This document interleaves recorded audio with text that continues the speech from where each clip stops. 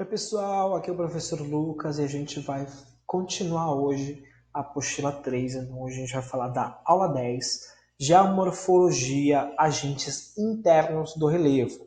Essa aula ela tem os agentes internos e agentes externos. Hoje eu só vou falar dos agentes internos, semana que vem a gente fala dos agentes internos porque são muitos agentes externos, então a aula fica muito pesada, muito maçante se eu falasse dos dois.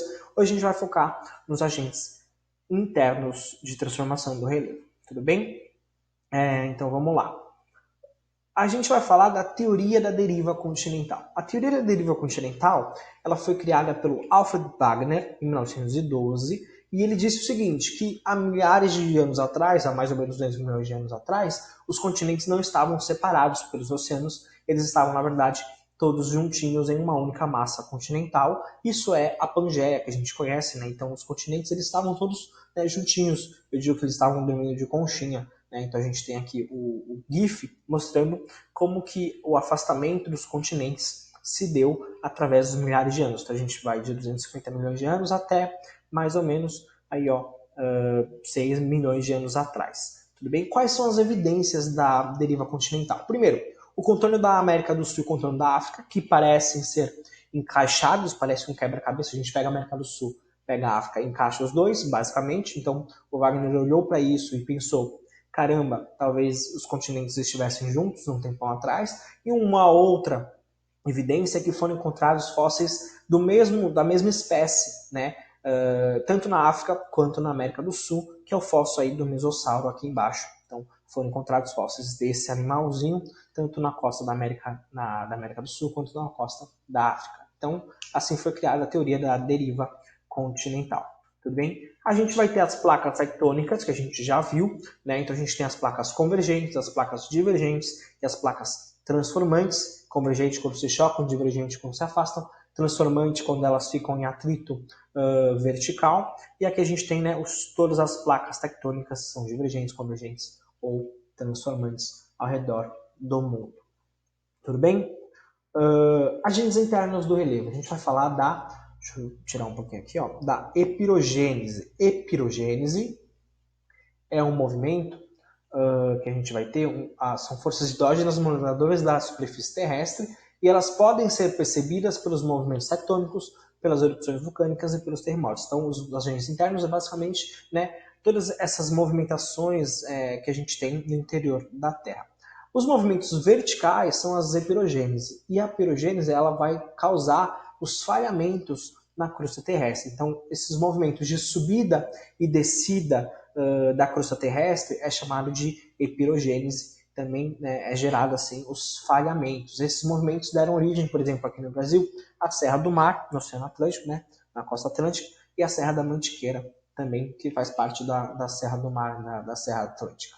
Tudo bem? No Brasil e na África a gente vai ter a criação do Rift Valley na África, também vai ser formado por um grande soerguimento e um grande rebaixamento do relevo africano. Então, o processo de epirogênese é um movimento vertical que vai ocasionar falhamentos. Então a gente tem aí as falhas. As principais falhas que a gente tem são essas duas últimas aqui, os Roches e os Grabens. Os Roches é quando o falhamento é para cima, há um soerguimento, né? E o Graben é quando há uma subducção, ou seja, um rebaixamento do relevo. Tranquilo? Além da pirogênese, a gente tem a orogênese. A orogênese vai ser um movimento horizontal. A pirogênese é um movimento vertical, a orogênese é um movimento horizontal e a orogênese vai dar origem aos dobramentos modernos por causa da alta pressão e da alta temperatura no interior da Terra. Então, esses movimentos eles originam as cordilheiras, né, como os Andes, como o Himalaia e como as rochosas na América do Norte. Aqui a gente tem os principais tipos de dobramentos, né? Os principais dobramentos que a gente tem são os anticlinais e os sinclinais. Anticlinais, quando está parecendo um rostinho, uma carinha de mal, sabe, para baixo, ó. E o sinclinal, quando ele está sorrindo. Pensa assim, anticlinal, quando está de trechinho, e sinclinal, quando ele está felizinho. Tudo bem? A gente viu epirogênese, movimento vertical, orogênese, movimento horizontal. Lembrando que a pirogênese vai causar as falhas e a orogênese vai causar os dobramentos. Tudo bem? Classificação de vulcões. Então a gente está falando de agentes internos. Né? E um grande agente interno que a gente tem é a força do magma que vai gerar as erupções vulcânicas. Os vulcões, basicamente, eles são classificados em ativos, em dormentes e extintos. Mas a atividade vulcânica ela deve ser considerada no tempo geológico. E o tempo geológico são milhões de anos. Então, assim, para um vulcão morrer, ele precisa de milhões e milhões e milhões de anos de inação, né? Ou seja, de não atividade. Tudo bem? Porque existem, por exemplo, casos de vulcões que ficaram 50, 60 anos adormecidos, mas que entraram em erupção assim de uma hora para outra. Então, isso depende muito do tempo geológico. Tudo bem? Com relação ao vulcanismo no Brasil, não existem vulcões ativos no Brasil, né? No passado, muito passado, existiram alguns vulcões sim. Aliás, a gente tem algumas evidências de atividades vulcânicas no Brasil, que é o caso da Terra Roxa. A Terra Roxa é uma terra, né, que vem do basalto, que é uma rocha vulcânica. Então a Terra Roxa ela é de origem basáltica. Então isso quer dizer que há algum tempo atrás, milhares de anos atrás, existiu sim vulcanismo no Brasil. Mas isso há muito tempo, né? 250 milhões de anos atrás que houve esse derramamento basáltico que vai do estado de Goiás até basicamente no estado do Rio Grande do Sul. Outra evidência que a gente tem são as águas termais, né, no interior de São Paulo, um pouco no centro-oeste também. Essas águas quentes que brotam da terra, literalmente, né, também são de origem desse vulcanismo antigo nas terras brasileiras. E o último grande derramamento basáltico do Brasil aconteceu há 2,5 milhões de anos atrás, que se criou assim as ilhas de Fernando de Noronha. Então, Fernando de Noronha é um derramamento basáltico, não é um vulcão, mas é um derramamento basáltico. Tudo bem? E com relação aos terremotos também que vão transformar, né, esse relevo vão transformar a crosta terrestre. Então, os terremotos eles vão acontecer por causa do alívio de pressão no interior da Terra. Então, é muito quente, a pressão é muito grande, e aí, uma vez ou outra, esse alívio chega até a superfície.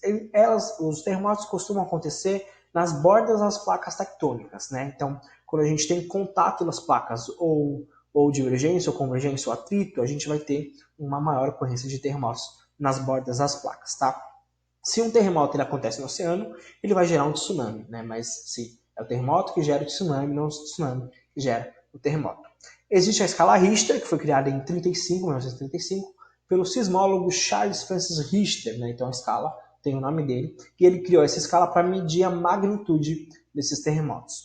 O pior terremoto que já aconteceu no mundo aconteceu no Chile em 1960, alcançando 9,5 graus na escala Richter. A escala Richter não tem um limite, assim, né? Ela é infinita, mas o maior que aconteceu foi de 9,5. Tudo bem? E no Brasil, a gente tem, né, a gente vai ter essa questão das atividades vulcânicas.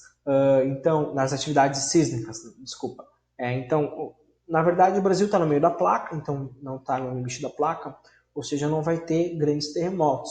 Mas existem pequenos tremores de terra no Brasil, porque o terreno brasileiro, o território brasileiro, ele é muito falhado. Lembra de falhas lá? Epirogênese, falhas tectônicas. Então existem várias fissuras no território brasileiro, e essas fissuras é por onde o alívio da pressão dos sismos no interior da Terra, eles conseguem se encaixar. Então existem pequenos sismos no Brasil por causa do território do relevo falhado, né? O maior terremoto ou sismo que aconteceu no Brasil aconteceu em 1955 no estado do Mato Grosso, alcançando 6,2 graus na escala Richter, tudo bem? E a gente também tem, né, a questão da vulnerabilidade dos terremotos, porque existem países mais preparados do que outros, né? Caso aconteça um terremoto, um exemplo clássico é o Haiti, em 2010, que foi atingido por um terremoto que matou boa parte da população, e até hoje o Haiti sofre com resquícios desse terremoto. E a questão do Japão, o Japão é um país que normalmente tem alguns terremotos durante o ano, mas é um país extremamente preparado para que isso ocorra, né? Existem já manuais para quando ocorra um terremoto. Beleza, pessoal? É isso. Vou deixar uma atividade lá no Classroom, e aí quarta-feira, a gente vai ter uma videochamada no Meet. Então anotem as dúvidas, tanto da atividade quanto da aula, para a gente tirar as dúvidas na quarta-feira. Eu vou disponibilizar o link para vocês. Beleza, pessoal? É isso e valeu. Tchau, tchau.